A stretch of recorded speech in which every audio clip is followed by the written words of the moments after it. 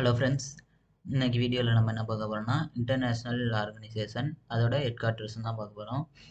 Part 1 வீடியோவில் இந்த Asian ஆர்கனைசேஷனுக்கு போட்டிருப்பாங்க. அதுக்கப்புறம் இந்த வியன்னா, ஆஸ்திரியா, டென்மார்க்கு, பெல்ஜியம் இந்த இதுக்கெல்லாம் போட்டிருக்கேன். ஜெர்மனி, ஸ்பெயின் அதோட இதுக்கு போட்டிருப்பேன். ரிமைனிங் உள்ளது இந்த வீடியோவில் பார்ப்போம். இது வந்து பார்ட் 2, பார்ட் 1 ஆல்ரெடி போட்டிருக்கேன். அதுக்கப்புறம் எஸ்எஸ்சி ஜிடியில் கேட்ட synonyms, antonyms, one word suggestion அதெல்லாம் தமிழ் மீனிங்கோட எக்ஸ்பிளைன் பண்ணியிருக்கேன். இங்கிலீஷ் அதையும் அந்த பிளேலிஸ்ட்டும் பார்த்துக்கோங்க. சரி, இப்போ வந்துட்டு பாரிஸ் ஃப்ரான்ஸுக்கு பார்ப்போம்.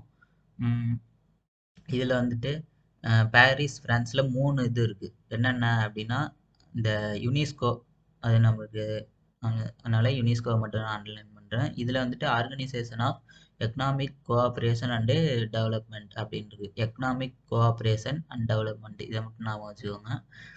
அதுக்கப்புறம் யூரோப்பியன் ஸ்பேஸை ஞாபகம் வச்சுக்கோங்க. ஃப்ரான்ஸ்னாலே யூரோப்பியன் கண்ட்ரி தான். ஸ்பேஸ் ஏஜென்சி, அந்த ஸ்பேஸை ஞாபகம் வச்சுக்கோங்க.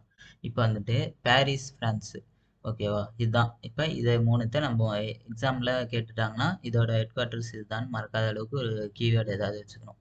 அதுக்கு என்ன வச்சுக்கலாம் அப்படின்னா பாரிஸ் ஃப்ரான்ஸு. பாரிஸில் வந்துட்டு யூனிக்காக என்ன இருக்கும் அப்படின்னு பார்த்தோம்னா அந்த ஈஃபில் டவர் இருக்கும்ல, அது பாரிஸில் தானே இருக்குது. யூனிக்காக இருக்கும். எப்படி இருக்கும்? யூனிக்காக இருக்கும். அந்த யூனிக் தான் இந்த யுனெஸ்கோ, ஓகேவா? அதுக்கப்புறம் organisation of economic cooperation and development. அதாவது பாரிஸில் வந்துட்டு அந்த யூனிக்காக அந்த ஈஃபில் டவர் தான் வந்துட்டு எக்கனாமிக்கே வந்துட்டு ஜென்ரேட் பண்ணி கொடுக்குது. ஏன்னா அது வந்து ஒரு டூரிஸ்ட் ஸ்பாட்டில் நிறையா பணம் கிடைக்கும்ல ஃப்ரான்ஸுக்கு, அதனாலே அதை ஞாபகம் வச்சுக்கோங்க. அதுக்கப்புறம் வந்துட்டு ஸ்பேஸ் ஏஜென்சி, இந்த ஸ்பேஸை நல்லா ஞாபகம் வச்சுக்கணும். பாரிஸில் வந்துட்டு அந்த ஈஃபில் டவர் வந்து வானளவு உயர்ந்து நிற்குதுல, ஸ்பேஸ் வரைக்கும் ஹைட்டாக இருக்குது. அதை ஞாபகம் வச்சுக்கோங்க. யூரோப்பியன் ஸ்பேஸ், யூரோப்பியன் கண்ட்ரிலே ஸ்பேஸ் வரைக்கும் ஒரே ஈஃபில் டவர் அதுதானே. அதனால யூரோப்பியன் ஸ்பேஸ் அப்படின்னாலே பாரிஸ் ஈஃபில் டவர் ஞாபகம் வரும். அப்போ என்னன்னா நம்மளுக்கு எந்த நாட்டில் இருக்குன்றா பாரிஸ் ஃப்ரான்ஸ் அப்படின்னு போட்டுருக்கோம், ஓகேவா? இந்த பாரிஸ் ஃப்ரான்ஸுக்கு 3 இது சொல்லி இதுக்கு கீவேர்டும் சொல்லிட்டேன். Next Lyon France. இதுக்கு என்ன அப்படின்னு பார்த்தா ஒன்றே தான் இருக்குது. கிரிமினல் போலீஸ் ஆர்கனைசேஷன், அப்படி இல்லாட்டி இன்டர்போல் அப்படின்னு சொல்கிறாங்க.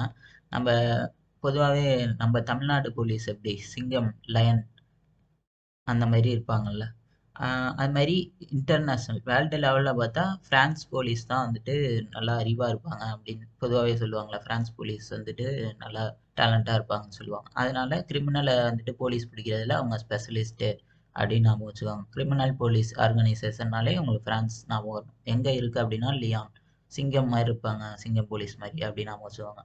அடுத்தது செவ்ரஸ் ஃப்ரான்ஸ் அப்படின்றது. செவ்ரஸ் ஃப்ரான்ஸ் இங்கே என்னென்ன இருக்குது அப்படின்னு பார்த்தோம்னா international bureau of weight and measures அப்படின்றது, ஓகேவா? இந்த வெயிட் அண்டு மெஷர் அப்படின்னாலே நம்மளுக்கு வந்துட்டு அந்த எஸ்ஐ யூனிட் தான் ஞாபகம் வரும், ஓகேவா? எஸ்ஐ யூனிட் வந்து ஃப்ரான்ஸ்லேருந்து இது பண்ணது அப்படின்னு சொல்லுவாங்கள்ல, அதை ஞாபகம் வச்சுக்கோங்க. ஆனால் செவரஸ் ஃப்ரான்ஸ் அதுதான் எஸ்ஐ யூனிட்டு. அது வந்து என்ன பண்ணும், வெயிட் அண்டு மெஷர்மெண்ட் தான் சம்மந்தமாக தானே இருக்கும் ஃபிசிக்ஸில். அதை ஞாபகம் வச்சுக்கோங்க. ஃபிசிக்ஸ் படிச்சிருந்தீங்கன்னா தெரியும், அதில் வரும் அந்த எஸ்ஐ யூனிட் வந்து ஃப்ரான்ஸு அப்படின்னு சொல்லிட்டு ஒரு டாபிக் நடத்தியிருப்பாங்க. அதை ஞாபகம் வச்சுக்கோங்க.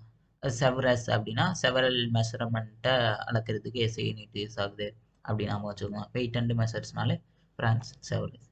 ஓகே, அடுத்து பான் ஜெர்மனி வந்து ஃபஸ்ட்டு பார்ட்லேயே சொல்லிட்டேன். இந்த இதுலேயும் என்ன சொல்லிடுறேன், பான்னா பிறக்கிறது தானே, பிஓஆர்என். ஆனால் இங்கே பிஓஎல்னு இருக்குது. நம்ம பான் அப்படின்னு வச்சுக்கோம். ஜெர்மனியில் பிறந்தா வாலியன்ட்ரா வந்து அங்கே எல்லா பப்ளிக் ஒர்க்குமே வந்து பண்ணுவாங்க. ரோடு போடுறதா இருக்கட்டும், கவர்மெண்ட் தான் பண்ணணும்ல, எங்களுக்கான ரோடே நாங்களே போடுவோம், மக்களே வந்து இறங்கி வந்து போடுவாங்க. எப்போனா ஹிட்லர் ஆட்சி இருக்கும்போது அப்படி தான் ஒர்க் பண்ண சொல்லியிருப்பார். வாலியன்ட்ரா வந்து ஒர்க் பண்ணணும் ஒரு பொதுமக்கள் அவங்களுக்கான தேவைக்கு அப்படின்னு சொல்லிட்டு. அதை ஞாபகம் வச்சுக்கோங்க. சும்மா எக்ஸாம்பிளுக்கு தான் அதெல்லாம் சொல்கிறேன். ஓகே, அதுக்கு அடுத்தது ரோம், இட்டாலி அப்படின்றது. அங்கே என்னென்ன இருக்குன்னா 3 இது இருக்குது. என்னென்ன இருக்குது, ஃபுட்டு அண்ட் அக்ரிகல்ச்சர் ஆர்கனைசேஷன் இருக்குது. அப்புறம் international fund for agriculture development இருக்குது. அப்புறம் வேர்ல்டு ஃபுட்டு ப்ரோக்ராம் அது இருக்குது, ஓகேவா? இதில் ஃபுட்டு அக்ரிகல்ச்சர் இப்படி தான் வருது. மற்ற எந்த நாட்டோட இதுலேயும் அதிகமாக ஃபுட்டு அக்ரிகல்ச்சர்லாம் இருக்காது. இந்த ரோம் இட்டாலியில் மட்டும்தான் இந்த மாதிரி வரும். இதுக்கு என்ன ஆகுதுன்னா ரூமில் தானே உட்காந்து இட்லி திம்போம் அப்படின்னு ஞாபகம் வச்சுக்கோங்க. ரூமில் உட்காந்துட்டு இட்லி திங்கிறோம். இட்லி திங்கன்னா என்ன வேணும், அது வந்து ஒரு ஃபுட்டு, அதை ஞாபகம் வச்சுக்கணும். அப்புறம் அது வந்து அக்ரிகல்ச்சர் வழியாக தான் இட்லி அதாவது ரைஸ் வரும், அதுக்கப்புறம் இட்லி செய்ய முடியும். அதை ஞாபகம் வச்சுக்கோங்க. அப்புறம் ஃபண்டு ஃபார் அக்ரிகல்ச்சர். ஃபண்டு அக்ரிகல்ச்சருக்கு இருக்குனா தான் நம்மளுக்கு இட்லி கிடைக்கும் அப்படின்னா, இட்லினா இட்டாலி. அதுக்கு அடுத்தது வேர்ல்டு ஃபுட்டு. வேர்ல்டுலேயே பெஸ்ட்டு ஃபுட்டு எதுனா அது வந்து இட்லி தான். ஏன்னா இதான் சீக்கிரம் டைஜஸ்ட் ஆகும். உடம்பு சரியில்லைன்னா அதான் இட்லி வைப்பாங்க. அவ்வளோதான். இதுதான் வந்துட்டு ரோம் இட்டாலிக்கு கீவேர்டு. ஓகேவா? அதுக்கடுத்து தி ஹேக் நெதர்லாண்ட். தி நெதர்லாண்ட் அப்படின்றது தி ஹேக் தி நெதர்லாண்ட். இது வந்து பிளேஸ், அங்கே உள்ள சிட்டி. இது வந்து கண்ட்ரி. இதுக்கு என்ன கீவேர்டு? ரெண்டு இது இருக்கு. கோர்ட் ஆஃப் ஜஸ்டிஸ் இருக்கு, கிரிமினல் கோர்ட் அப்படின்றது. இப்போ வந்து கிரிமினல்ஸ் கோர்ட்டுக்கு போனால் அங்கே உள்ள ஜஸ்டிஸ் நீதிபதியை பார்த்தாங்கன்னா அவங்களுக்கு வந்து கையெல்லாம் உதறும் அப்படின்னு வச்சுக்கோங்க. உதறும்னா நெதர்லாண்டு. நெதர் உதறுது, நெதர் நெதர் உதர். அந்த ரைமிங்கை இந்த இதில் வச்சுக்கோங்க. லாஜிக் இருக்காது, ஆனால் ரைமிங் நெதர் உதருது அப்படின்னு வச்சுக்கோங்க. உதரும்ல ஜஸ்டிஸ் நீதிபதி அவரெல்லாம் பார்த்தா அந்த மாதிரி நாம வச்சுக்கோங்க. ஹேக்கு என்ன வச்சுக்கலாம் அப்படின்னா ஹேங் ஆன மாதிரி அப்படியே உறைஞ்சு போயிடும் கோர்ட்டுக்கு போனோம்னா அப்படி நாம வச்சுக்கோங்க. ஓகேவா? அடுத்தது மேட்ரிட் ஸ்பெயின். இதுக்கு ஆல்ரெடி சொல்லியிருப்பேன். பெயினாக இருந்துச்சுன்னா டூர் போங்க, இல்லைன்னா டூர் போனால் பெயின்லாம் தெரிச்சு ஓடிடும் அப்படின்னு நாம வச்சுருந்தேன். ஃபஸ்ட்டு பார்ட்டில் இது மட்டும் சொல்லியிருப்பேன். சரி, அடுத்தது பெர்னே சுவிட்சர்லாந்து. இதுக்கு என்ன வைக்கிறது அப்படின்னா,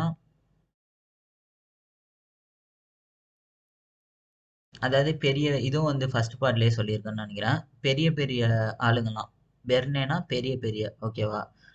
பெரிய பெரிய ஆளுங்கலாம் ஸ்விஸ் பேங்க்ல தான் வந்துட்டு பணத்தை வந்துட்டு டெபாசிட் பண்ணுவாங்க, போஸ்ட் பண்ணி வச்சிருப்பாங்க அவங்க பணத்தை. அப்படி ஞாபகம் வச்சுக்கோங்க. யூனிவர்சல் போஸ்டல், அதை ஞாபகம் வச்சுக்கோங்க. ஓகேவா?